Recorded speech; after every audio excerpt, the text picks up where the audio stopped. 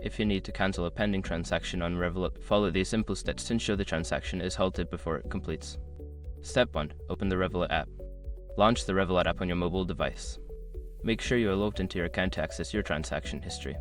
Step 2. Navigate to Transactions. Go to the Home tab of the Accounts section and find the Transactions option.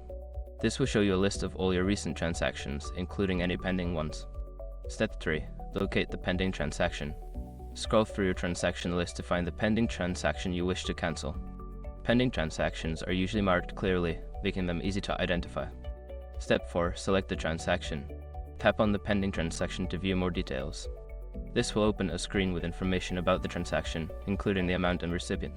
Step 5. Cancel the transaction. Look for the option to cancel or reverse the transaction. If available, tap on it and confirm your choice. You should receive a notification confirming that the transaction has been cancelled. Once you have completed these steps, the pending transaction should be successfully cancelled. If you encounter any issues, consider reaching out to Revolut's customer support for assistance.